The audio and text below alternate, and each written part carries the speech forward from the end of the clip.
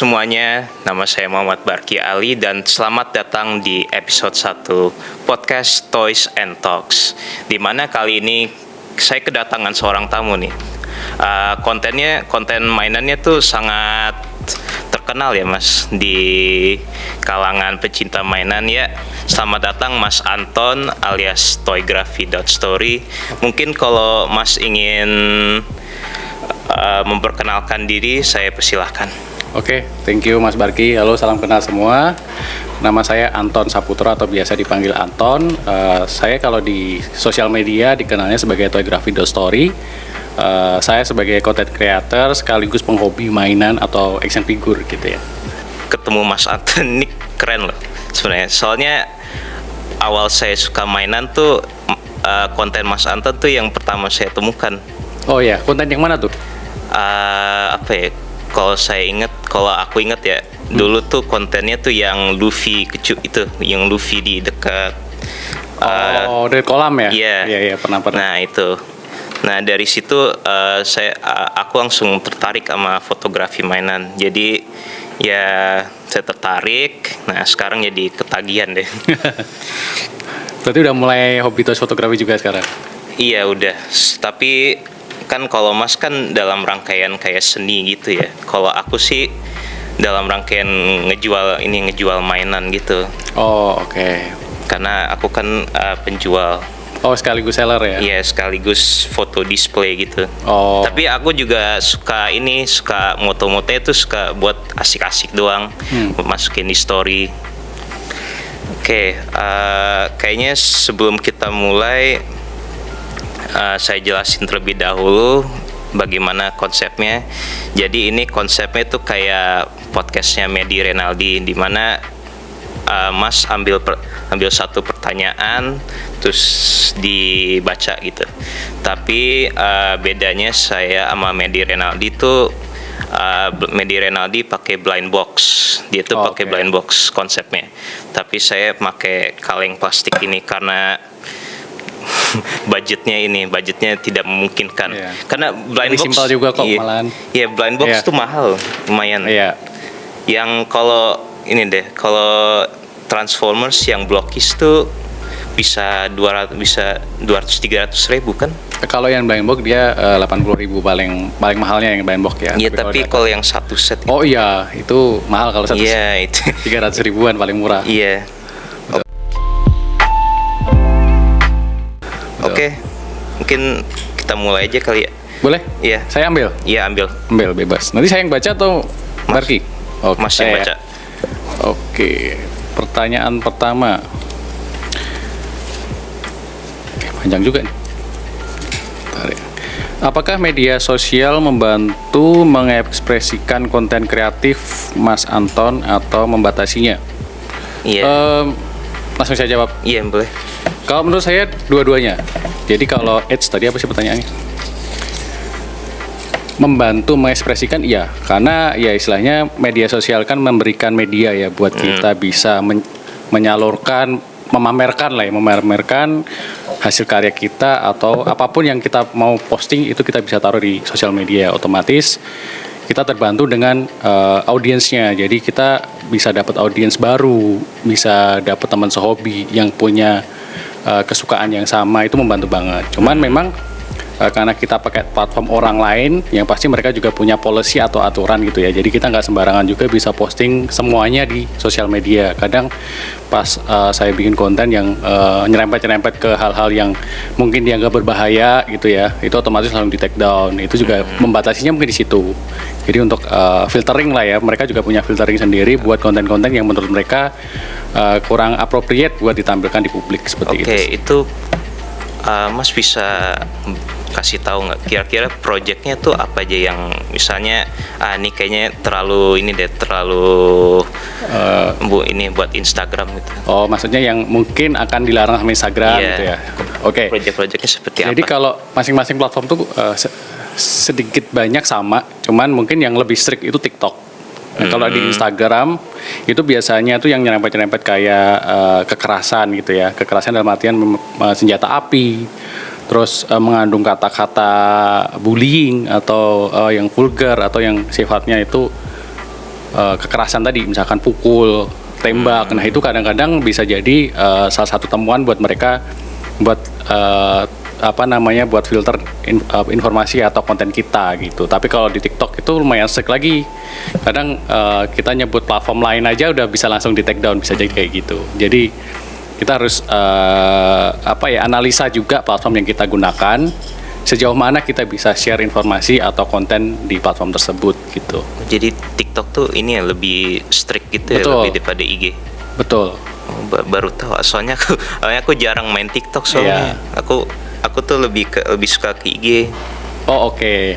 Karena kalau yang saya share konten itu di beberapa platform. Tapi biasanya konten saya itu mirroring. Dalam artian mirroring itu satu konten yang sama saya upload di berbagai platform tadi. Ada di Instagram, ada TikTok, ada YouTube juga. Jadi kalau di Instagram biasanya aman. Kalau yang nggak ada kata-kata kasar, yang mengandung kekerasan dan lain-lain gitu aman biasanya. Terus kemudian kalau di TikTok biasanya kalau pakai keranjang kuning nih yang lebih strict lagi. Nah itu yang perlu diperhatiin karena kalau salah dikit kena violation, skor kita turun, kita jadi susah untuk nambahin keranjang kuning. Karena kalau di TikTok kan kita bisa memanfaatkan fitur keranjang kuningnya kan buat sekalian ya siapa tahu dapet cuan gitu kan. Kalau di YouTube biasanya kendalanya di musiknya. Kadang kalau kita bikin video di awal udah sama include musik, kalau musiknya ini ternyata copyright, otomatis video kita di blok.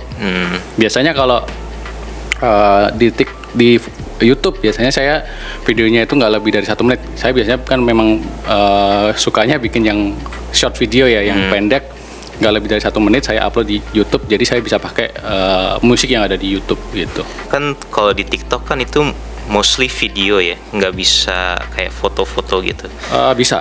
Sekarang dia udah support untuk carousel untuk foto juga bisa. Cuman memang kalau foto dia belum support keranjang kuningnya. Jadi memang sekedar share foto ya kayak di Instagram aja jadinya. Oke. Boleh? Boleh. Oke, pertanyaan kedua ya. Pertanyaan kedua. Bagaimana caranya Mas Anton terus konsisten dan semangat dalam membuat konten, mau itu fotografi atau konten lainnya ketika merasa buntu? Iya kan, kalau seorang konten kreator ya saya juga kan, saya kalau mainannya udah habis, ya mainan yang udah habis mau difoto tuh kan biasanya udah buntu, kecuali kalau ada mainan lagi. Nah kalau Mas Anton tuh gimana biar tetap konsistennya? Kalau emang misalnya gua kagak ada mainan baru lagi nih, gimana ya cara bikin kontennya? Oke, nah itu sebenarnya saya juga pilih-pilih mainan juga di situ. Jadi saya kan memang berangkatnya dari kolektor mainan. Jadi memang saya nggak selalu beli mainan baru ketika ada mainan yang lagi hype, jadi nggak FOMO gitu ya istilahnya ya. Jadi saya cuman beli yang istilahnya yang saya suka. Cuman kalau memang ada yang lagi FOMO dan saya suka, saya juga beli juga. Tapi rata-rata yang saya beli itu memang mainan atau karakter-karakter yang saya suka. Jadi walaupun saya mungkin nggak punya mainan baru, saya tetap enjoy pakai mainan yang lama. Itu salah satu kuncinya. Dan ya karena ini sifatnya hobi ya. Hobi jangan sampai kita malah jadi kepikiran gue nggak bisa ngonten gitu. Jadi maksudnya ya ketika kita udah mencintai hobi, otomatis kita akan lebih mencintai untuk melakukan itu gitu ya, untuk menikmati untuk melakukan itu. Jadi salah satu kuncinya adalah ya kita harus mencintai hobi kita dulu gitu. Kalau hobinya ngonten dan sekaligus hobi mainan, ya berarti mulai dari situ. Walaupun dengan mainan yang ada nggak sih yang kita bisa eksplor dari mainan yang sudah ada ini tanpa beli mainan baru. Jadi kan makanya kalau mainan itu saya rata-rata yang berartikulasi. Oh iya benar. Nah ini kan saya ambil 2 contoh ya. Saya bawa yang statue atau nggak ada artikulasi. Kalau nggak ada artikulasi biasanya dia posenya udah bagus, udah luas gitu ya. Jadi kayak si Satoshi ini dia ya megang bola Pokemon gini. Ya udah gitu aja, kita memanfaatkan pose yang ada gitu ya. Nah ini kan mungkin cenderung lebih mudah bosan. Ketika kita udah foto ya udah posenya gini doang. Kalau foto kedua kali ya gini lagi gitu kan. Kalau patung tuh emang nggak banyak sih. Betul. Yang ini. Nah beda lagi kalau kita punya mainan yang artikulasi. Ini lebih bisa kita explore, posisinya kita bisa gerak-gerakin, kita mau bikin adegan apapun, mau yang fighting, maupun yang meme, maupun yang lucu-lucuan, nah itu kan semua bisa kita explore. Jadi mungkin salah satu kuncinya kita bisa coba mainan yang berartikulasi kayak gini. Nggak cuma ini ya, macam-macam, ini juga ada artikulasinya, ini ada artikulasinya, atau blokis pun sekarang kan dia banyak ya, malah hampir semua itu yang artikulasi. Itu juga bisa menjadi opsi menarik buat teman-teman bisa eksplor. Jadi walaupun mainannya satu, tapi teman-teman bisa eksplor buat pose-pose, buat scene-scene lain-lain gitu. Tapi kalau mainan patung-patung kayak itu, kayak misalnya kan apa ya, Pop Mart itu kan ini ya, itu kan fix gitu ya. Betul. Posenya. Nah itu tuh kalau kira-kira Mas ini nggak, kira-kira Mas abis bikin foto tentang mainan Pop Mart itu kayak merasa ya gini doang, kayak ada merasa apa unfulfillment gitu. Oh, oke. Jadi jujur kalau blind box saya memang punya koleksi blind box. Iya. Cuman bukan fokusan. Jadi saya juga pilih-pilih blind box pun yang model-model kayak Pop Mart dan lain-lain gitu ya. Dan itu jarang banget saya foto. Karena memang saya itu kan nggak cuman hobi buat foto aja, tapi saya juga hobi untuk koleksinya. Jadi memang koleksi yang saya suka ya udah saya pajang aja, saya udah menikmati gitu sih. Tapi kalau buat yang dikontenin ya memang saya kebanyakan yang berartikulasi. Tapi kalau kita bicara bisa nggak sih kita explore mainan yang pop art yang gitu-gitu doang, mungkin kita anggapnya kayak gitu ya. Itu sebenarnya kalau saya lihat dari teman-teman yang lain yang suka mainan-mainan blind box yang fix kayak gitu, itu biasanya pada dibawa-bawa kemana-mana buat lagi makan dia foto sebelahnya. Itu sesuatu yang menyenangkan juga sebenarnya. Karena kita kan backgroundnya beda-beda, itu menjadi sesuatu yang unik. Jadi nggak terlalu membosankan daripada kita cuman dipajang doang. Iya, soalnya saya tuh emang agak anti kalau mainan pop art kayak gitu. Soalnya nggak bisa diapa-apain kan kalau misalnya blokis nih, yang kayak ini kayak gini nih. Ini kan bisa dimain-mainin. Terus kalau yang Transformers kan juga ya walaupun nggak banyak artikulasi tapi bisa dimain-mainin juga. Betul. Nah itu yang saya suka tuh dari situnya. Jadi kalau di foto pun juga bisa banyak ini apa imajinasinya banyak gitu loh. Betul.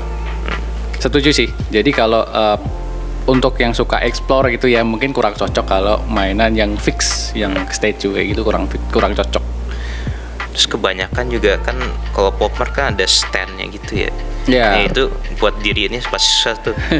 Iya, kadang ada yang harus pakai stand baru dia bisa berdiri, ada juga. Itu kalau misalnya Mas mau foto kayak gitu, itu standnya harus dicopot dulu atau ditaruh. Jadi kalau mainan yang memang dia bisa berdiri tanpa stand ya kita copot aja. Tapi kalau ada kan mainan yang dia memang ketergantungan sama stand buat berdiri gitu ya. Kalau nggak pakai stand dia nggak bisa berdiri, atau yang posenya lagi terbang itu kan mau nggak mau harus pakai stand. Nah kalau kayak gitu ya ada proses editingnya juga nanti, di healing atau dihilangin standnya. Oke, Mas Pertanyaan ketiga. Iya. Oke. Pertanyaan ketiga.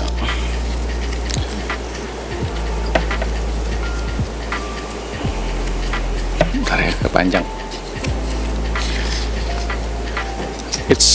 Apa respon orang-orang di media sosial ketika Mas Anton pertama kali mengunggah konten toy fotografi? Apakah suportif, negatif, atau biasa aja? Kalau pertama kali itu sebenarnya kan ya saya belum kenal siapa-siapa, bisa bilang kayak gitu ya. Jadi saya dulu awalnya hobi tos fotografi kan karena ngisi waktu luang waktu pandemi. Jadi pandemi nggak ada kegiatan. Terus ya ada inspirasi gitu ya, daripada mainan yang gue koleksinya udah lama, udah apa di diminish itu. Iya, daripada berdebu gitu kan, ya udah di foto-foto. Iya, akhirnya mulai coba diupload lah, bikin Instagram khusus gitu buat mainan. Ya waktu pertama kali upload sih ya otomatis krik-krik ya, karena kan saya belum punya channel mana-mana gitu, belum kenal sama komunitas. Ya ada yang like 1-2 tapi saya juga nggak tahu nih orangnya siapa gitu. Bisa tapi jadi. Ini apa foto yang mulai booming tuh yang mana tuh? Foto yang mulai booming dulu lupa juga sih. Cuman kalau nggak salah saya dulu bikin foto Joker yang movie. Oh yang Dark Knight. Bukan. Yang Joker. Joaquin Phoenix. Oh, oke. Nah itu saya bikin recreate scene filmnya, si Joker lagi di atas mobil, sama recreate scene di ending film Joker yang sama Murray Franklin gitu ya. Iya, Saya kebetulan waktu itu udah mulai punya dioramanya gitu kan. Ya udah saya recreate di situ. Ternyata relate nih sama banyak orang, banyak yang share segala macam. Ya udah mulai di situ growth-nya berasa tuh, mulai semakin semangat. Wah seru nih, audiensnya banyak yang suka gitu kan. Akhirnya mulai diseriusin. Cuman kalau pertama kali itu tadi kesulitan di awal karena saya ya mungkin kendala teman-teman yang lain yang mau memulai pasti beda-beda. Kalau saya kebetulan memang belum punya channel, jadi ya udah posting, ada yang nge-like ya terima kasih, kalau belum ya ya udah, yang penting saya coba menikmati hobi baru gitu. Nah untungnya ya karena saya coba konsisten, ya lama-lama pasti kenal ya. Oh ini ada orang yang suka hobi fotografi juga nih, orang Indonesia. Ya udah akhirnya kenalan beberapa orang, akhirnya kenal komunitas, ngumpul-ngumpul. Ya udah sekarang mulai Gede. Ya mulai bisa punya teman banyak lah ya di komunitas gitu. Pas tahun berapa tuh? 2025 ya. Apanya? Sekarang kan 2025. Berarti 5 tahun yang lalu tuh komunitas mainan tuh gede nggak sih kalau di IG? Saya kurang tahu sebenarnya kalau gede apa enggak, cuman gini deh, kalau fotografi mainan gini tuh kira-kira udah besar belum dulu? Oke, kalau saya lihat Toys Fotografi itu sebenarnya udah cukup lama ya, dari 2011 atau 2010 itu udah mulai muncul komunitasnya. Di Indonesia ada Toygraphy ID. Itu bisa dibilang salah satu pelopor toy fotografi komunitasnya. Nah, kalau semakin besar iya. Semakin besar iya, khususnya waktu pandemi itu berasa sih. Pandemi itu berasa karena ya mungkin orang jenuh ya, nggak ada kegiatan, nggak bisa berkegiatan di luar, banyakkan di rumah, akhirnya hobinya tersalurkan. Nah situ mulai banyak tuh bermunculan banyak orang yang foto mainan, termasuk saya. Dan di luar negeri pun juga banyak banget. Iya. Justru malah saya terinspirasinya dari orang luar dulu. Gitu. Soalnya saya tuh baru lihat konten fotografi kayak gini tuh pas sekarang. Pak, 8 bulan yang lalu lah. Oke. Soalnya awalnya kan saya kan nggak tahu ini ya. Saya suka mainan, cuman IG saya tuh nggak pernah ada mainan gitu loh. Jadi pas saya mulai ngoleksi Blockies sama Gundam kayak gini tuh, baru udah muncul konten-konten fotografi kayak gitu. Betul. Biasanya memang kalau di sosmed kan dia kayak ngasih rekomendasi ya. Ketika kita udah posting, kita pakai caption, hashtag yang ada konteks mainannya, ya kita bakal dicekokin sama konten mainan juga. Pertanyaan selanjutnya, Mas. Oke. Pertanyaan selanjutnya.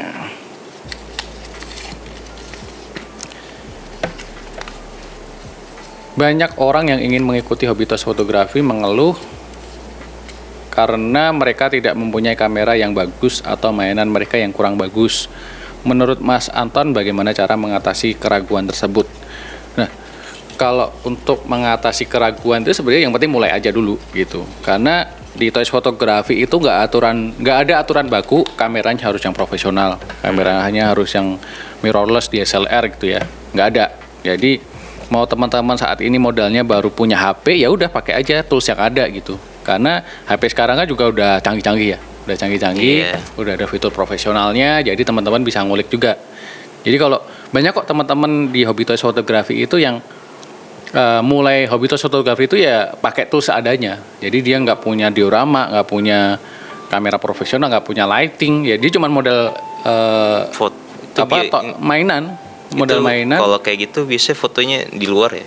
Ya rata-rata di luar, atau ya udah di meja pun kita bisa foto, atau di saya beberapa kali juga bikin konten foto mainan itu yang fotonya cuma di meja doang, nggak pakai diorama ya, bisa bikin interaksi, saya jabar mainannya macam-macam gitu. Nah itu bisa banyak cara lah buat menyalurkan hobi tos fotografi tanpa harus memiliki tools yang proper ya. Proper kan mungkin orang anggapnya harus punya lighting yang profesional, harus punya kamera profesional, itu enggak. Ya mungkin kalau buat kedepannya kalau teman-teman pengen improve, pengen punya rezeki lebih, ya bisa ke arah sana buat beli kamera yang lebih bagus mungkin kayak gitu ya.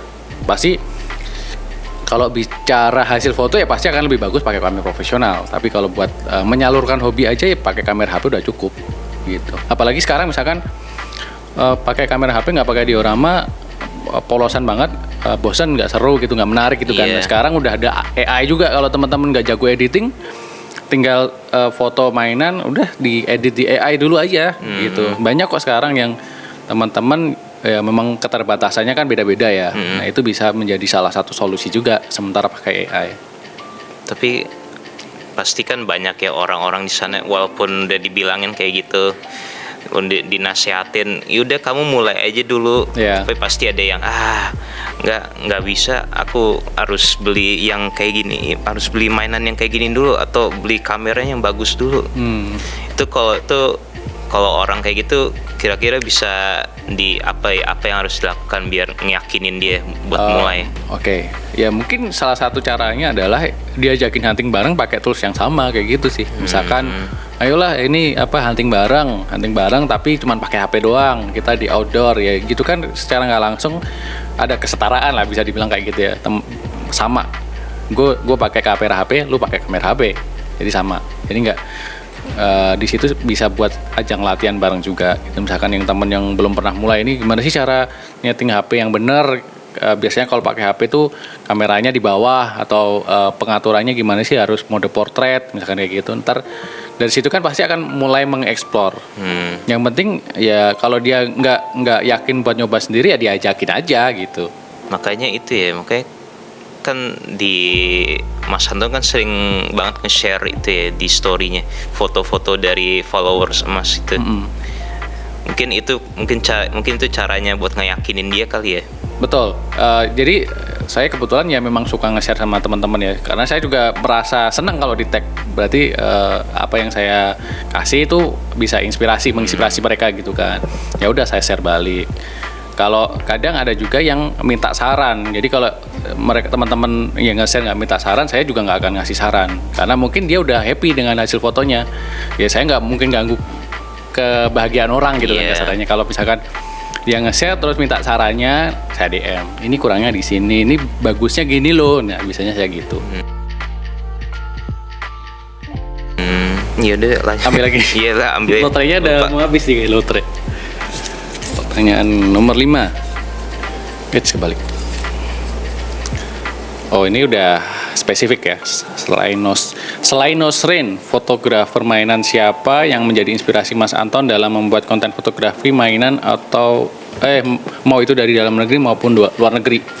Jadi mungkin biar teman-teman lebih jelas. Jadi saya mulai foto mainan itu kan waktu pandemi ya, mungkin 2020 awal atau akhir, gue lupa juga sih. Cuman pokoknya pas pandemi WFH gitu ya, bosan, akhirnya saya scroll nemu salah satu konten mainan orang luar negeri namanya Nosrin. Itu accountnya, tapi kalau nama aslinya Richie. Nah dia tuh bikin konten mainan untuk mainan yang skala seperti 12 atau yang 6 inch seperti ini. Dia tuh unik gitu ya, dia idenya tuh out of the box. Misalnya yang kayak misalkan Naruto, dia bikin scene-nya tuh bukan scene Naruto, scene yang unik gitu, yang out of the box. Nah itu saya mulai tertarik tuh, kok seru banget ya, ini mainannya bisa hidup gitu, jadi kayak bercerita. Nah mulai dari situ saya tertarik buat foto mainan. Itu yang pertama kali mengawali saya tertarik buat hobi foto mainan.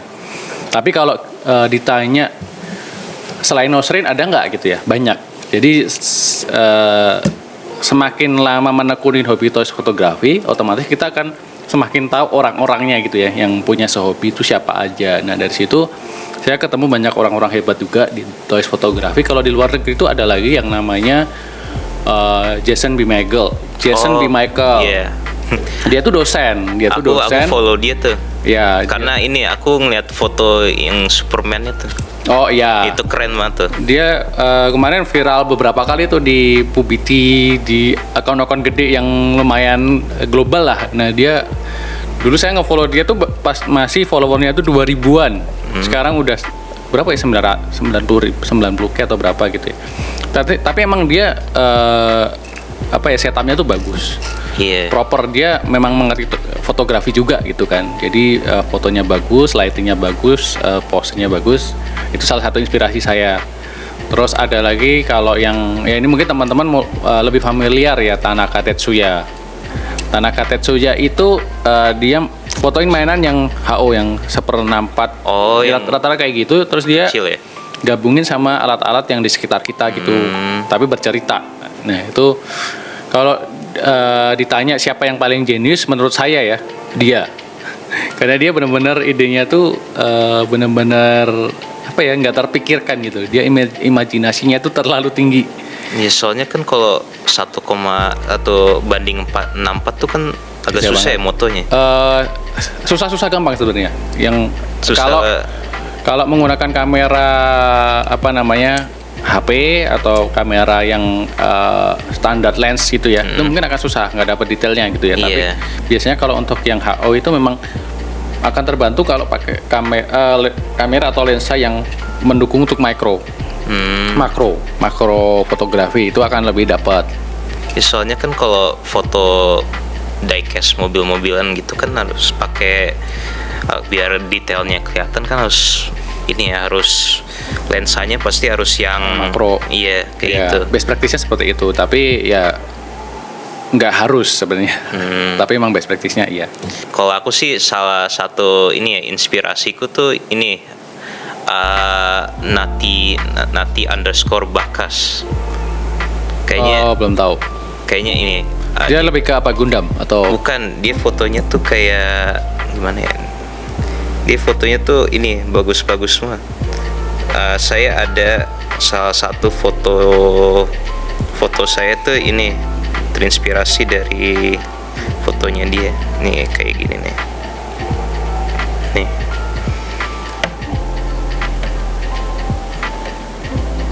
Oh, belum tahu malahan. Belum tahu. Orang luar atau orang Indo? Ini orang luar. Orang luar ya. Iya, ini foto. Iya. Ini saya suka banget kalau yang ada efek-efek hujannya gini. Oh, ya yang praktikal ya. Iya. Kalau yang praktikal itu ada lupa lagi namanya. Ada orang luar juga yang memang fokusnya praktik. Oh ya, Sirdok itu salah satu fotografer luar yang lumayan booming juga, udah banyak diliput juga. Dia fotonya outdoor semua. Dia nggak pakai diorama, benar-benar cuma pakai mainan doang, tapi dia fokusnya ke practical effect. Practical itu maksudnya yang efek-efek yang diciptakan secara langsung waktu foto. Pakai api, pakai cipratan air segala macam, itu Sirdok. Nah, kalau itu tadi kan luar negeri semua ya. Tapi kalau di Indonesia ada nggak? Ada. Iya, ada. Jadi kalau yang estetik, yang fotografinya estetik itu ada yang namanya Om Davi, Toys and Photography nama akunnya. Dia ngerti fotografi. Dan kalau dia foto itu hasilnya kayak lukisan gitu. Oh. Jadi memang kayak dia genrenya ke sana. Jadi kayak yang estetik gitu. Terus kalau misalkan yang mengedepankan mood, yang moodnya dapat banget nih. Dia fotonya itu rata-rata karakter anime. Tapi sayangnya saat ini beliau lagi nggak aktif. Dulu lumayan aktif tuh. Tapi tiap dia foto itu dapat banget tuh moodnya. Kayak lagi hujan-hujanan, lagi sendu, kayak gitu. Pokoknya dapat banget, setupnya manis gitu ya. Itu ada lagi namanya Code Name Aki namanya. Oh. Terus kayak pernah dengar namanya. Iya, tapi udah nggak terlalu aktif sekarang dia. Padahal dia itu banget tuh. Punya ciri khas banget. Kalau Mas sukanya apa? Yang praktikal atau diedit terlebih dahulu? Lewat Photoshop. Oke. Jadi sebenarnya kalau genre saya itu sebenarnya saya suka explore. Jadi nggak kepatokan harus pakai diorama, harus di outdoor, harus di indoor, harus karakter A, karakter B gitu nggak. Pokoknya saya suka explore. Tapi kalau ditanya suka yang editing atau enggak, saya jujur seminimal mungkin editing. Jadi lebih suka praktikal. Iya, karena menurut saya kenikmatan dari toys fotografi itu pas kita setup dan menghasilkan foto sesuai apa yang kita setup. Jadi kalau editing ya mungkin teman-teman yang jago edit lebih suka gitu ya pakai editing. Tapi kalau saya lebih suka menciptakan foto ya sesuai sama yang saya setup gitu sih.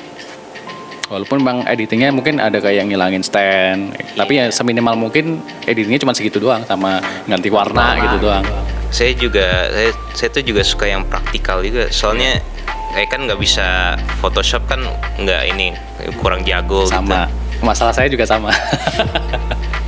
Nah iya, jadi saya tuh lebih suka yang praktikal. Jadi kalau saya moto tuh saya taruh batu gitu buat bikin kayak medan perang. Terus saya beli semprotan yang buat tanaman gitu. Oh, buat hujan. Iya, buat efek hujan. Nah iya, saya sama. Oh, Mas juga kayak gitu ya? Sama. Jadi memang ya itu lebih seru kalau pakai efek praktikal gitu ya. Secara nggak langsung kita juga nambah pengetahuan juga kan, gimana sih trik-triknya fotografi gitu.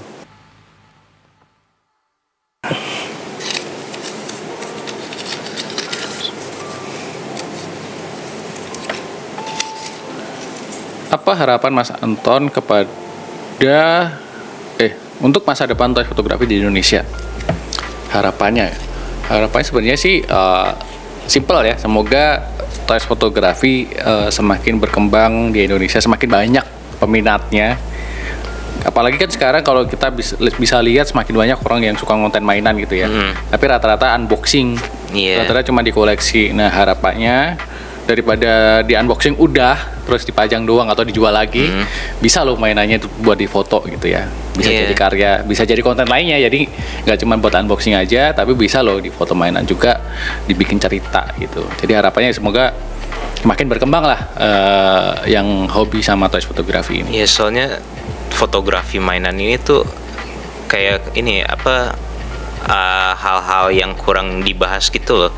Soalnya sekarang tuh orang tuh kan banyak tahu mainan dari unboxing doang. Betul. Tapi mereka nggak nge-explore dalam gitu loh. Betul. Iya, jadi mungkin kalau menurut Mas apa yang harus dilakukan oleh konten fotografi mainan gini biar kedepannya bisa mungkin lebih terkenal gitu. Kalau versi saya jujur kontennya nggak cuman fotografi mainan, ada yang unboxing juga, ada yang bikin meme gitu ya. Cuman saya selalu fokusnya itu buat konten fotografi mainan, dan biasanya kalau sebisa mungkin saya taruh di konten fotografi mainan itu ya tips-tips, walaupun kadang nggak ada, tapi ya setidaknya orang tahu prosesnya gitu ya. Waktu saya foto tuh kayak gimana sih setupnya, terus kadang suka banyak yang nanya itu dioramanya beli di mana gitu kan, terus itu settingan kameranya gimana gitu. Nah mulai dari situ kan memicu orang buat pengen tahu gitu kan. Nah itu salah satu yang saya lakukan, harapannya begitu. Kemudian kebetulan saya juga beberapa kali diajak teman-teman yang lain buat ngisi kelas gitu ya. Nah itu mungkin salah satu tempat buat teman-teman buat bisa fokus buat mengetahui toys fotografi, basicnya seperti apa, gitu-gitu sih. Kalau fokusnya pasti saya kalau yang lumayan rutin di konten di sosial media, bikin BTS kayak gitu. Oh oke. Mungkin itu salah satu caranya ya. Betul. Kalau menurut saya sih fotografi mainan ini menarik, soalnya kan ini fotografi mainan ini bisa diaplikasin ke berbagai cara. Kalau saya mungkin buat jualan, kalau buat Mas mungkin buat bikin cerita itu. Betul. Nah mungkin buat orang lain mungkin mereka punya manfaat mereka sendiri. Betul. Jadi saya pernah juga diminta buat foto produk. Foto produk tapi harus ada mainannya. Nah itu bisa jadi salah satu opportunity buat teman-teman. Jadi kadang kan yang ditanya, bisa nggak sih foto mainan bisa jadi duit gitu kan? Iya. Salah satunya itu. Jadi kalau teman-teman udah fokus ke fotografi, dan mungkin ketika kita fokus, kita kan berproses ya. Pasti hasilnya kan ada peningkatan lah dari yang mungkin sebelumnya kita nggak tahu apa-apa, jadi tahu mana kurangnya, mana yang harus diperbaiki, mana yang harus diimprove. Nah ketika orang lain melihat itu sebagai value atau sesuatu yang bisa diandalkan dari teman-teman, ya orang akan open buat bekerja sama teman-teman juga. Jadi itu bisa jadi opportunity buat bisnis gitulah ya. Nah kemarin juga belum lama saya diminta foto produk baru, ya tapi dibikin scene kayak bercerita gitu, sekalian buat promoin mainannya, tapi dalam bentuk fotografi. Itu kan cara yang baru daripada cuma unboxing doang. Nah kita menampilkan dalam bentuk foto mainan gitu. Kemudian ada juga yang tanya hasil fotonya bisa dijual nggak gitu kan. Nah kebetulan saya juga pernah jual fotonya, cuman memang nggak sembarangan kita bisa jual di platform gitu ya, karena kalau mainan-mainan yang kita beli itu rata-rata kan karakter yang berlisensi. Misalkan ada Naruto, terus Jackie Chan, itu kan sebenarnya ada lisensi di dalamnya, apalagi kalau kita jual fotonya itu bisa jadi kena copyright. Nah kalau misalkan kita jual di kayak stok gitu ya, Shutterstock dan sejenisnya, itu kan memang platform buat jual foto, tapi itu biasanya akan kena filter. Jadi biasanya saya jualnya dalam bentuk hard copy. Jadi kalau ada yang teman-teman yang ini dong beli foto mainannya ukuran segini sama figurannya sekalian, nah saya biasanya ngasihnya begitu, walaupun itu nggak banyak. Kalau yang soft copy ada beberapa juga, jadi minta dikirimin filenya gitu, tapi nggak lewat platform khusus untuk stok kayak tadi. Oke. Karena ada riskan sama copyright sama karakternya. Iya. Tadi kembali ke ini ya, foto mainan, foto produk itu. Sekarang dulu pasti beda ya. Kalau sekarang tuh apa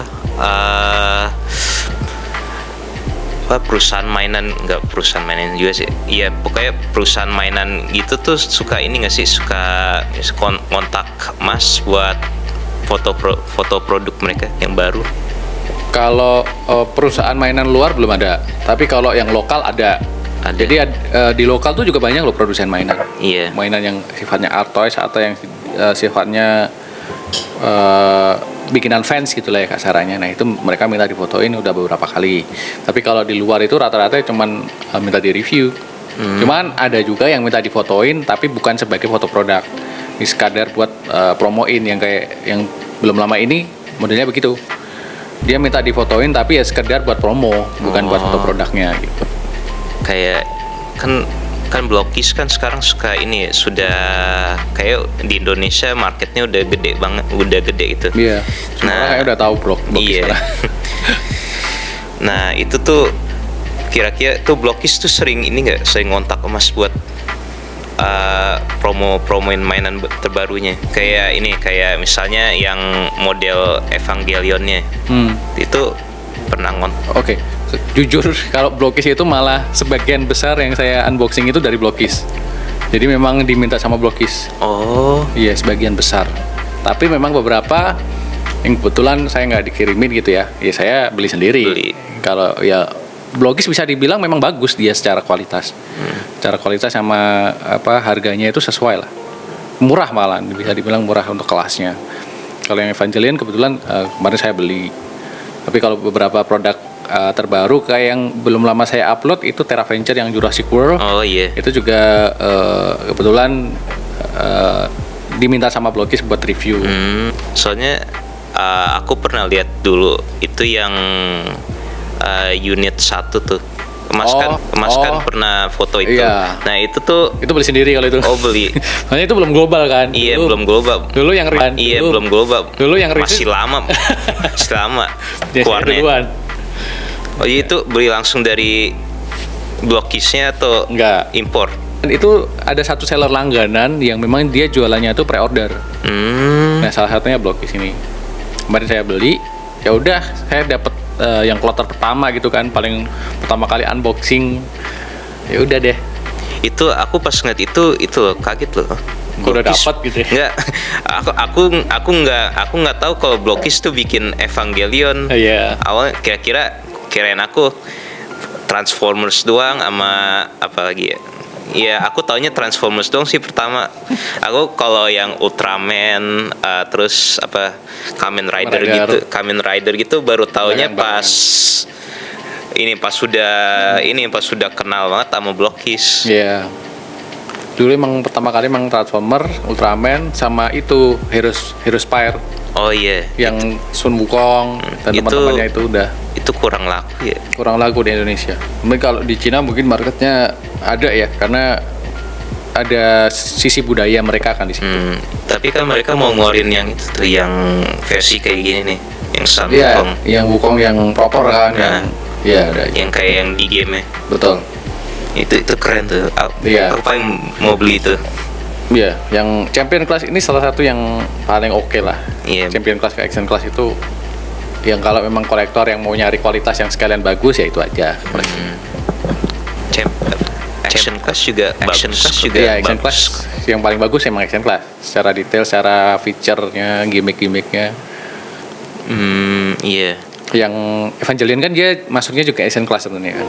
Setara Action Class. Iya. Pertanyaan selanjutnya, Mas. Oke. Pertanyaan selanjutnya. Ini kita malah jadi bahas Blokis ya, promosi gratis di blog. Iya. Soalnya kan Blokis kan emang terkenal banget sekarang. Iya, dia pergerakannya cepat. Terus dia rilisnya juga nggak lama kan, sebulan 2 bulan dari promo Iya. keluar dia langsung rilis. Nah, itu yang disukain sama kolektor. Dari yang ini dari kan Mas ke yang itu nggak international baby toys itu.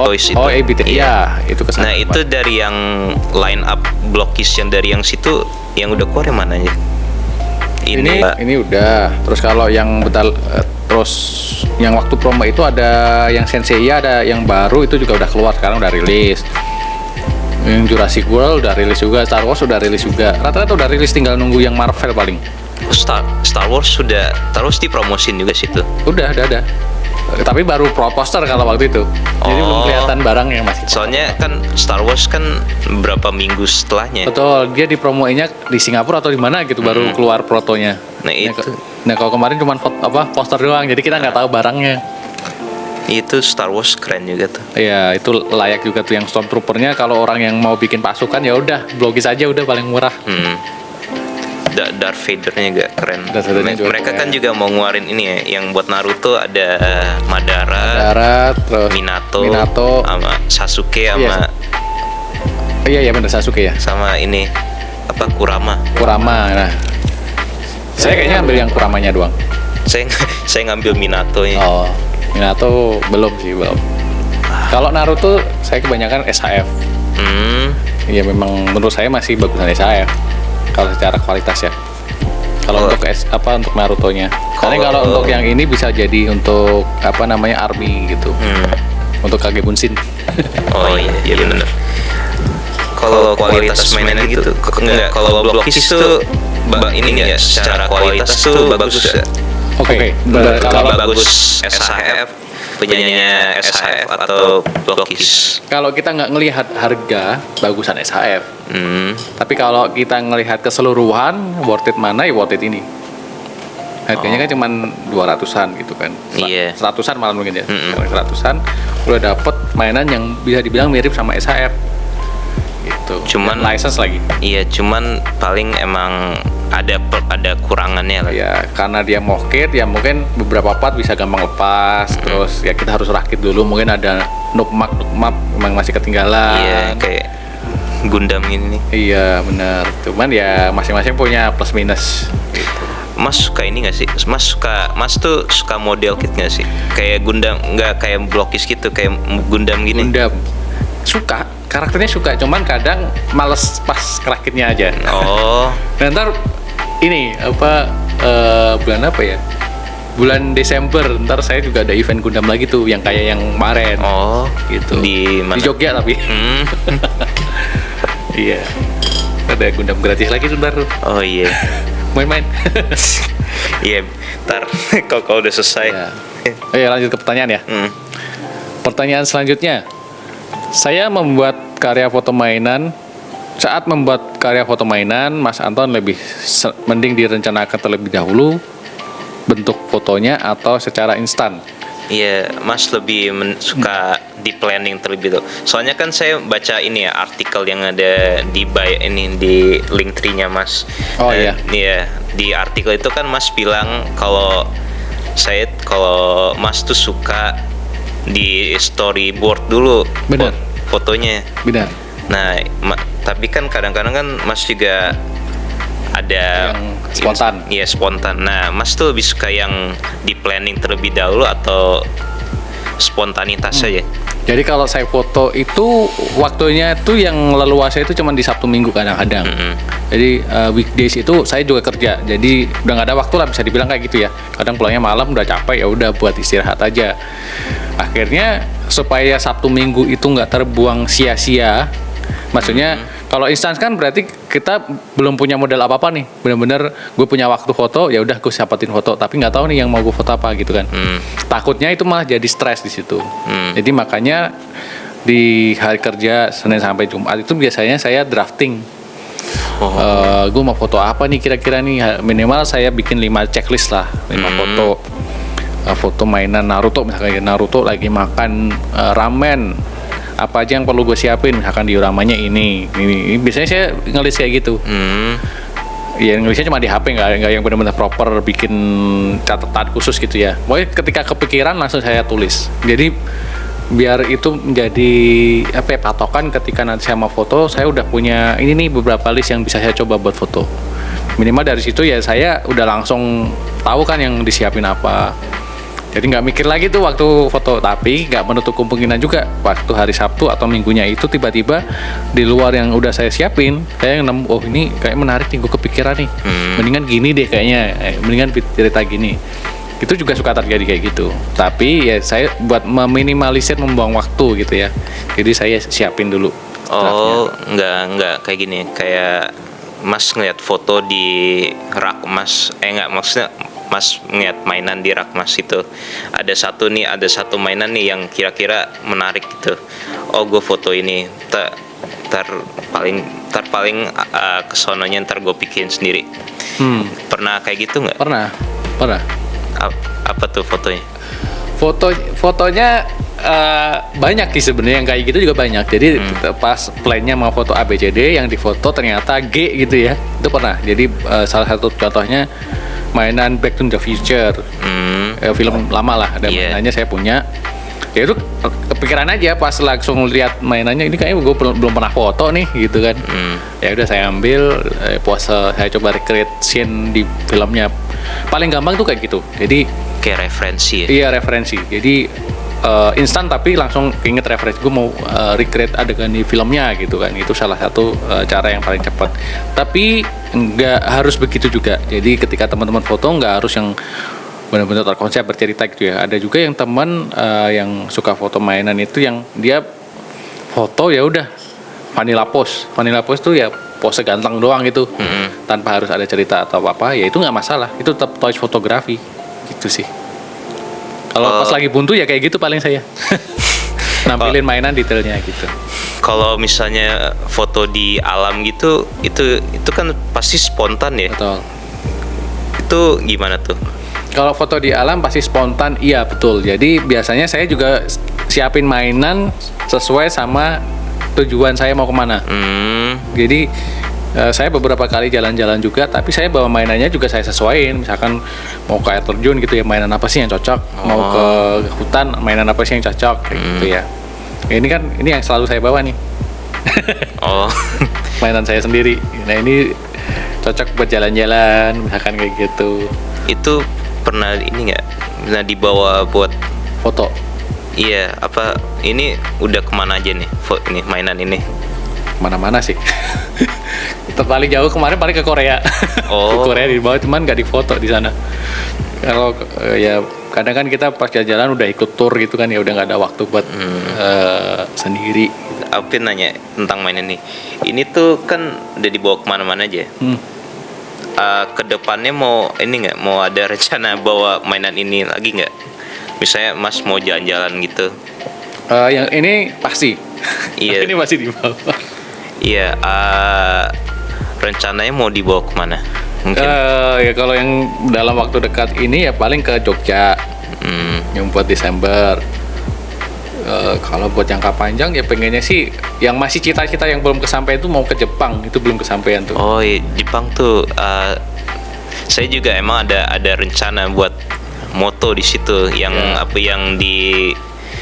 jadi backgroundnya tuh ini yang patung Gundam itu. Oh ya. Yang di Tokyo.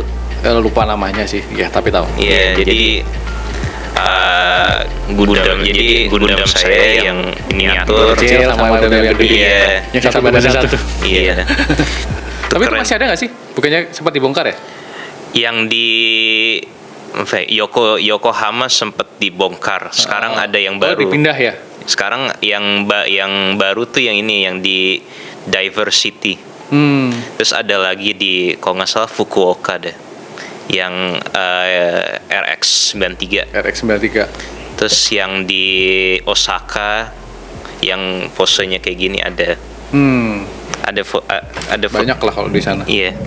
Pop culture-nya benar-benar dijaga banget. Iya. Di Jepang tuh banyak ini ya, pop culture-nya emang ini ya, dijaga banget ya. Iya. Emang salah satu devisanya dia kan di situ. Anime, manga itu kan salah satu penghasilannya mereka juga. Godzilla juga ini loh. Godzilla juga pop culture juga loh. Iya. Kan ada ini ya. Sampai ada batunya yang mirip Godzilla itu. Oke. Pertanyaan selanjutnya. Mas Anton lebih suka potret mainan di studio dengan diorama atau di alam? Nah, Lebih suka mana? Karena saya nggak punya waktu, jadi lebih suka di studio. Banyakan di ruangan khusus gudang sih sebenarnya. Jadi saya foto di gudang yang memang khusus buat nyimpen box-box mainan gitu. Ya udah, di situ saya nyimpen diorama segala macam. Kenapa saya suka yang di studio pakai diorama? Ya saya lebih suka menciptakan dunia kecil yang memang sesuai sama mainannya gitu. Jadi kebetulan saya kolektor diorama juga. Diorama saya udah lumayan banyak. Rata-rata skalanya 1/12. Jadi ya saya lumayan bisa eksplor juga untuk scene-scene yang berbeda-beda gitu. Tapi kalau pas lagi keluar, nah kebetulan lagi mood buat foto, ya udah saya foto juga di outdoor. Beberapa kali saya foto di outdoor, misalkan beberapa kali saya pulang kampung terus lihat pralon. Kalau pernah lihat konten saya yang pakai foto di pralon, dia lagi main Tamiya. Nah itu saya pernah foto itu juga di outdoor, terus di sawah, di kali. ada yang foto yang camping juga kemarin. Iya, yang camping itu kan di kebon tuh ya. Yang ya kayak gitulah. Sebenarnya saya nggak suka ekspor tadi ya, suka ekspor, nggak harus yang di studio banget. Tapi kalau misalkan ada kesempatan di outdoor ya saya juga ke outdoor. Jadi paling suka di ini studio. Iya, tapi kalau dibilang lebih suka mana, karena sekarang saya punya waktunya banyakkan di rumah, ya di rumah. Oke. Ya gitu sih. Pertanyaan selanjutnya.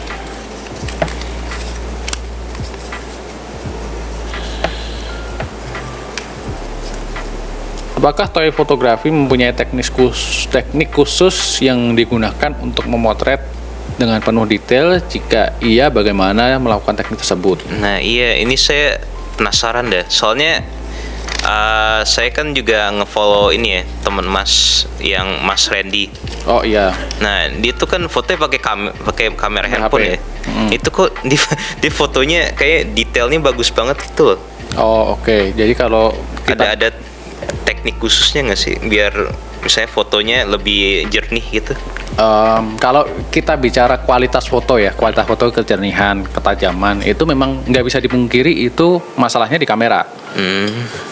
Satu, kalau gear itu memang kita nggak bisa mengelak lah. Kalau misalkan semakin bagus gearnya, hasil fotonya akan semakin jernih, semakin tajam, semakin detailnya semakin keluar kayak gitu ya. Nah, kalau si Mas Randi itu kamera HP-nya juga memang yang dia speknya udah yang support untuk fotografi yang pertama. Terus kalau Mas Randi itu memang dia genre-nya lebih untuk kayak banyak yang bilang digital imaging gitu ya, yang ada sentuhan. Iya, dia banyak pakai Photoshop sih. Iya, ya itu juga menunjang juga kan, ada juga yang buat clarity-nya dinaikin, terus teksturnya diliatin, itu kan bisa juga seperti itu. Terus dia kasih highlight itu kan mempertegas objek. Highlight lampu yang lighting yang di pinggir-pinggir itu kadang bisa mempertegas objek, itu bisa caranya seperti itu.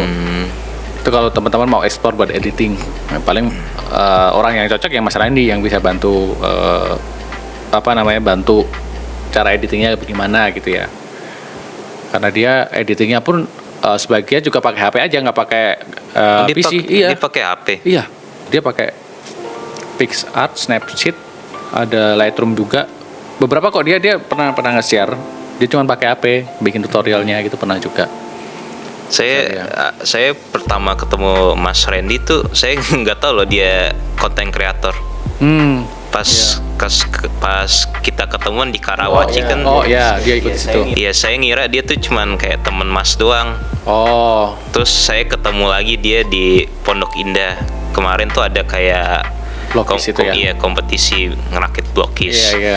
Nah, saya tuh awalnya tuh ngira dia tuh bukan konten kreator. Tapi saya pernah nge-scroll di IG. Saya ketemu dia yang lagi lucu-lucuan gitu ya. Iya. Dia konten-kontennya banyak kan yang meme, tapi sekarang sama blokis banyak. Ngeliat kontennya dia, terus saya jadi kok ada dia. Sekarang ada di mana-mana dia. Iya. Iya, dia saya padahal awalnya ini kayak temennya ini ya, temennya Mas Anton. Betul. Terus pas di PI, ini dia kayaknya emang deket sama komunitas blokis. Betul. Nah, iya pas saya ngeliat dia di IG saya kaget. Iya. Karena saya awalnya nggak nyangka loh kalau dia tuh content creator. Iya, dia banyak kan yang nyeleneh gitu kontennya, nyebox gitu kan. Oke, balik lagi ya. Apa? Gimana? Tapi dia fotonya bagus loh. Iya, dia sebenarnya kalau secara foto dia punya skillnya di sana. Cuman, nah itu salah satu contohnya. Mas Randy salah satu contohnya orang yang punya keterbatasan di gear. Dia cuma pakai kamera HP. Iya, sampai sekarang berkembang terus dia. Iya, soalnya kalau saya lihat ini ya foto biasanya itu gelap banget. Dia kebanyakan fotonya di dalam rumah semua kan. Iya, banyak kan di dalam rumah. Tapi pas diedit tuh jadi terang. Betul.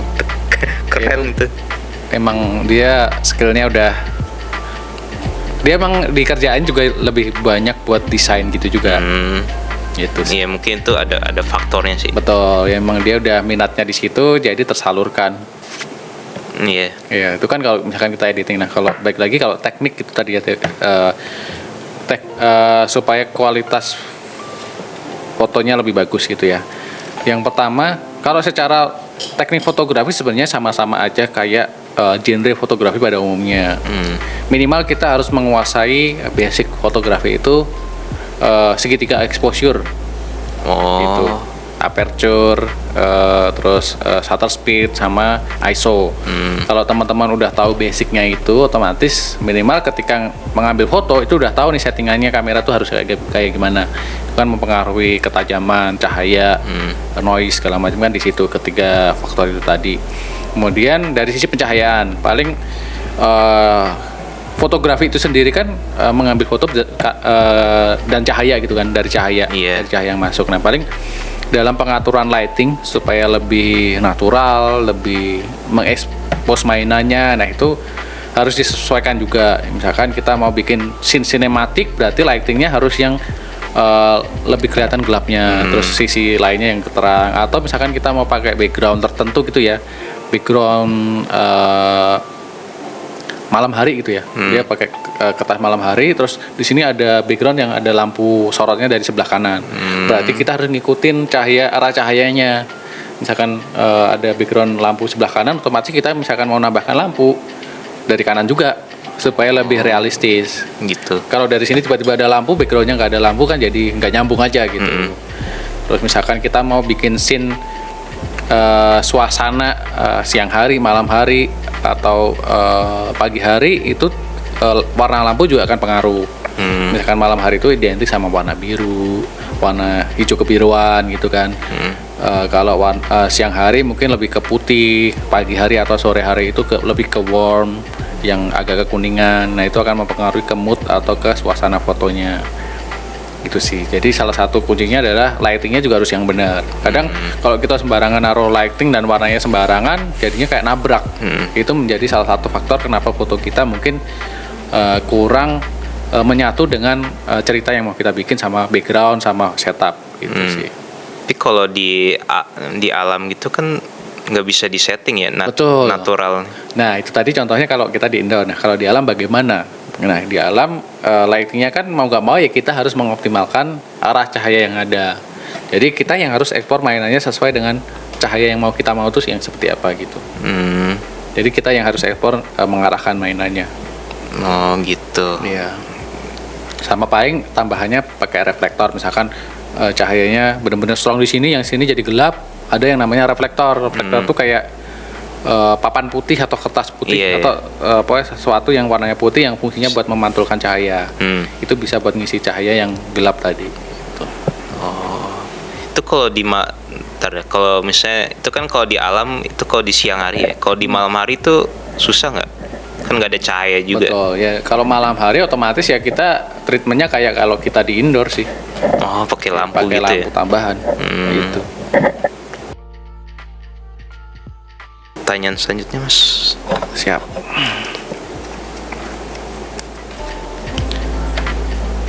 Pak, ini pertanyaan terakhir. Apa cerita di balik nama toygraphy.story? Iya, itu dari mana awalnya tuh? Dari mana awalnya sebenarnya ini saya juga nggak terlalu dalam filosofinya sebenarnya ya. Iya. Filosofi awalnya itu sebenarnya saya berawal dari saya suka film Toy Story. Oke. Ya udah saya mau nyoba, bisa nggak sih saya bikin nama dari Toy Story gitu ya? Ini kan mau saya bikin konten foto mainan, toy fotografi. Ya udah berarti toy fotografi story. Nah akhirnya dari situ saya juga punya makna lain lagi tuh, toygraphy story artinya berarti fotografi mainan yang bercerita. Saya mau menekankan di ceritanya. Itu yang akhirnya kebanyakan foto yang saya bikin yang memang saya usahakan selalu menambahkan cerita di dalamnya. Itu sih. Toygraphy.story itu unik juga sih namanya. Ya. Cuman kadang orang ngiranya itu komunitas. Oh. Iya, Suka ketukar nggak sama yang fotografi ID? Iya. Enggak sih, enggak. Cuman memang dulu kan awal-awal saya join komunitas kan memang toygraphy ID ya. Ya pernah, nama lu kok mirip gitu kan, pernah ditanya. Nggak tahu. Orang dulu iseng-iseng bikin dari Toy Story gitu kan, lah ternyata ada yang sama. Ya udah. Tapi ini ya, Mas ini nggak, Mas dari 5 tahun yang lalu bikin konten gini tuh nyangka nggak bakal sebesar ini? Nggak nyangka. Jadi awalnya itu kan memang cuman pengen menyalurkan hobi aja gitu. Nggak yang sampai gue harus punya followers berapa. Gue pokoknya harus dapat audiens makin banyak gitu ya. Iya. Belum kepikiran ke sana. Pokoknya yang penting hobi Mas tersampaikan. Iya, salurkan. Nggak nyangka bakal ngajarin orang buat bikin fotografi mainan kayak nggak nyangka. Nggak nyangka juga bakal di endorse sama Blokis. nggak nyangka. Jadi benar-benar nggak kepikiran buat yang ke arah profesional gitu ya, nggak kepikiran. Benar-benar kolektor mainan yang suka foto mainan udah gitu. Iya, itu kayak kebanyakan emang kolektor mainan tuh kalau bikin konten ya itu kayaknya kebanyakan emang awalnya ya gue cuman mau ngasih tahu apa yang gue suka. Apapun kedepannya ya itu inilah itu iya. serah netizen. Ya. Iya sebenarnya yang benar sih seperti itu ya. Jadi kita memulai sesuatu tuh yang memang berawal dari kesukaan kita. Itu akan menjadi sesuatu yang menyenangkan untuk menjalaninya ke depannya gitu sih. Jadi kayak nggak ada beban gitu. Iya. Kadang orang karena dia mungkin nggak enjoy sama yang dilakuinnya, jadi kepikiran nih, aduh gue udah nggak ada ide lagi nih mau ngapain gitu kan. Berarti ada yang salah sama hobinya. Gitu. Iya. Iya, terus sama ini kemarin aku kan sempat ngeliat pin postnya Mas. Nah itu kan salah satunya itu ya, Mas kan diundang sama Detik Sore. Iya. Nah itu Mas ini nggak, Mas pas dapet call dari mereka tuh Mas ini nggak, Mas kayak kaget gitu nggak? kaget banget itu ya, istilahnya salah satu pencapaian yang saya nggak bayangkan juga ya, diundang ke Detik Sore karena foto mainan gitu kan. Itu berawal dari konten saya yang saya pin juga tuh, yang nomor 1 yang saya pin itu yang dia carousel bisa nggak sih toys fotografi pakai mainan murah. Nah itu viral di situ kan, itu viral banget. Akhirnya dikontak sama tim marketing Detik itu, tim kreatifnya. Bisa nggak ini suruh bawa diorama segala macam. Ya udah, saya udah grogi banget. Serius nih Detik gitu kan. Jadi ya udah gitu. Itu pas di wawancarai sama mereka ini nggak kayak grogi gitu nggak? Pasti. Sekarang aja grogi loh sebenarnya loh. Grogi. Tapi karena kita diwawancarain terkait topik yang kita suka, jadi ya lebih enjoy. Jadi kayak nggak dibuat-buat lah jawabannya gitu ya. Karena memang kita ngelakuin, terus kita senang sama hobinya, nyambung-nyambung aja. Aku pengen tahu deh, satu aja deh. Yang Detik Sore yang pasti Detik Sore itu yang salah satu hal yang dibahas tuh apa sih? Yang dibahas itu kurang lebih sama yang kita bahas hari ini. Intinya kenapa sih kok hobi tos fotografi? Terus emang bisa menghasilkan, itu ditanya juga. Terus ini dong tips-tips buat teman-teman yang pengen menjalani hobi ini bagaimana? Rata-rata seputar itu. Terus koleksinya ada apa aja? Larinya ke koleksi akhirnya. Soalnya setahu saya sih ya, Mas tuh cuman emas doang yang dipanggil sama Detik media besar kayak Detik itu cuman emas doang setahu saya. Untuk di area toy fotografi. Iya. Kalau di media soalnya yang saya tahu ya, kalau media kayak komunitas mainan gitu itu sering. Iya. Cuman kalau fotografi mainan Spesifik. Tuh itu spesifik banget. Saya baru ngeliatnya emas doang. Iya. Mungkin itu pengaruh sama media sosial juga sih sebenarnya. Jadi kayak sekarang platform-platform berita kayak gitu kan, dia pasti nyari yang lagi viral gitu kan. Nah kebetulan ya postingan saya waktu itu lagi viral. Jadi sebenarnya nggak cuma Detik aja, ada lagi podcast lain juga. Berita Satu, masuk ke Berita Satu juga tuh. Itu juga konten saya yang mainannya itu foto mainan murah itu tadi. Tapi dia lebih konteksnya ke nostalgia mainan. Jadi menurut saya lebih ke sana. Jadi ketika konten kita viral, itu akan menjadi perhatian buat media-media juga. Kecenderungan buat diundang pasti akan lebih besar. Contohnya kayak yang viral-viral yang aneh-aneh aja deh. Itu orangnya juga diundang kan. Orang ngelihatnya dari situ. Kalau dia menganggap hobi spesifik gitu ya, ini nggak dapat exposure, ya mereka ngapain undang? Mereka nggak dapat exposure juga kan, kasarnya begitu. Ini deh, yang fotografer mainan lain pernah ini ya, iri nggak sama Mas? Itu saya nggak bisa jawab sih. Cuman sebenarnya nggak cuma saya doang. Kalau kita bicara media dulu, bisa dibilang salah satu yang cukup senior itu ada namanya Mas Agam. Itu juga. Oh iya, saya pernah lihat podcastnya dia sama si Trans TV atau di mana. Iya. Dia juga sering juga diundang. Cuman dia memang sekarang fokusnya bukan ke fotografi mainan, dia lebih ke review. Itu sih. Ya kalau iri atau enggak saya nggak tahu. Ya semoga sih malah jadi ini ya, inspirasi. Iya. Oh ternyata yang suka foto mainan bisa loh diundang ke media. Gitu. Cuman mungkin harus viral dulu. Iya. Harus cari konten yang itu yang yang pas, winning konten lah istilahnya gitu. Oke, itu mungkin dari pertanyaan ini ya. Ini semuanya udah terjawab. Nah, aku punya 2 pertanyaan lagi. Ini dari saya. Kan saya kemarin baca artikel Mas ya, yang di bio. Nah, di situ Mas bilang kalau mainan Blockies itu adalah mainan yang paling underrated buat di foto, buat jadi media, buat jadi subjek fotografi mainan. Nah sekarang kan Blockies kan udah semakin berkembang. Betul. Nah opini Mas tuh berubah nggak? Begini, yang ngewawancarain saya waktu itu adalah media luar, orang luar kan ya. Ya itu mungkin kalau di Indonesia jadi nggak relate. Cuman kalau kita bicara global itu relate, karena Blockies di luar mungkin nggak se-hype di Indonesia. Hype-nya mungkin cuma di China, di Indonesia gitu ya contohnya. Di Asia. Ya di Asia lah kasarannya. Cuman kalau secara global, bule-bule itu kayak mereka tuh bisa dibilang ngejar prestis gitu ya. Koleksi mereka itu rata-rata yang mereka pamerin, yang mereka kayak agung-agungkan tuh yang memang harganya mahal, kayak Mesco, Hot Toys, yang mainan-mainan yang memang brand-brand besar dari US gitu ya. Nah, sedangkan brand Blokis ini bisa dibilang kan masih dipandang sebelah mata di sana. Mungkin kayak udah nggak dilirik aja gitu di luar Indonesia ya. Gitu sih. Soalnya menurut saya kalau yang paling underrated tuh di Indonesia itu tuh ini Lego. Saya jarang lihat fotografi mainan subjeknya Lego. Sebenarnya kalau jarang sih enggak, cuman mungkin belum ketemu orangnya aja. Iya. Jadi kalau saya yang kebetulan udah sering ketemu, sebenarnya banyak yang fotografi Lego. Kalau orang Bandung dulu tuh ada yang namanya Om Irwan Las.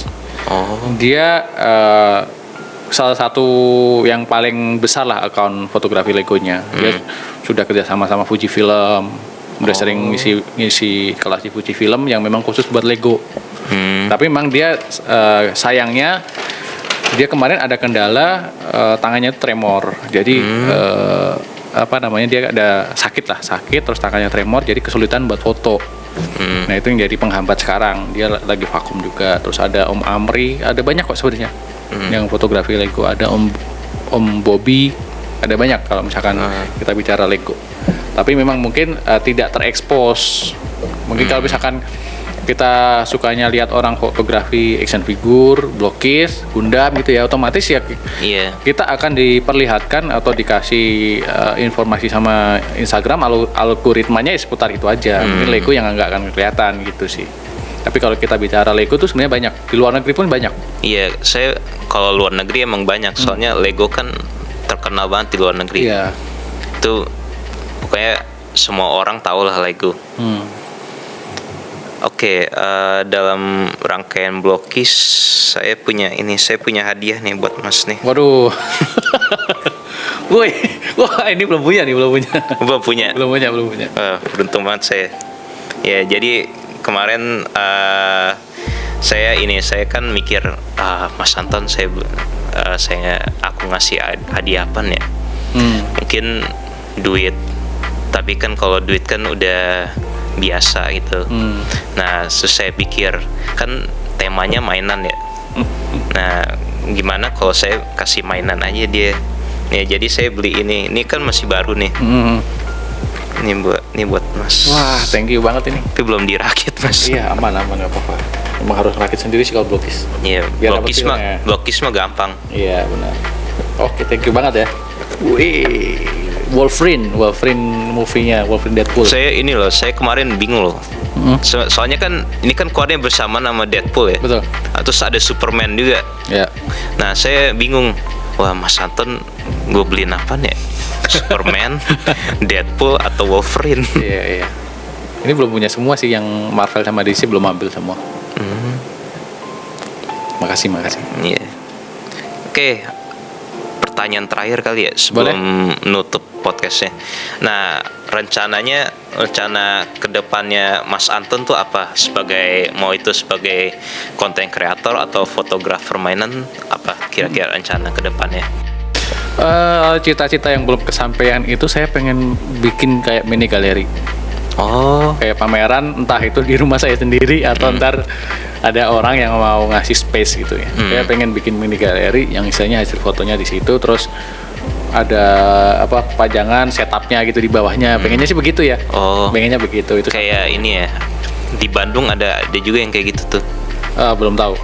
Tapi dia mainan-mainan tahun 90-70-an gitu. Iya, tahu.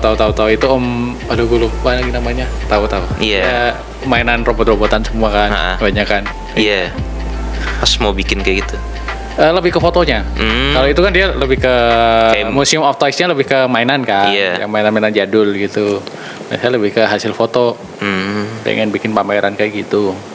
Sekaligus misalkan terjadi ya sekalian di situ bikin workshopnya gitu, yang memang khusus saya yang bikin gitu. Atau ntar ada sponsor ya syukur-syukur kan. Itu belum kesampaian. Terus ada lagi nggak? Pengen punya ruangan khusus buat koleksi mainan. Kalau buat emang sekarang koleksi mainan di mana taruhnya? Sekarang masih di ruang tamu, jadi kayak kecampur aja. Jadi nextnya pengen punya satu ruangan yang khusus buat koleksi sama buat konten lah, bisa kayak iya. itu belum kesampaian. Terus paling kalau dari Toys Fotografi sendiri sih nggak, ya itu tadi sih yang mini galeri itu menjadi salah satu mimpi yang belum kesampaian. Ya, Besarnya itu. ntar kalau misalnya dibikin undang saya Mas. Oh iya siap. Ya semoga kesampaian. Ya, oke. Kayaknya sepertinya itu aja sih ya podcastnya. Makasih banget Mas Anton. Yap, sama-sama. Untuk insight-insightnya. Saya banyak belajar dari Mas. Saya juga berharap kalian para penonton banyak belajar juga dari Mas Anton. Dan mungkin itu saja dari kami. Ya. Terima kasih Mas Anton. Sama-sama, thank you udah diundang ke sini. Sampai jumpa di episode selanjutnya. Thank you. Dadah.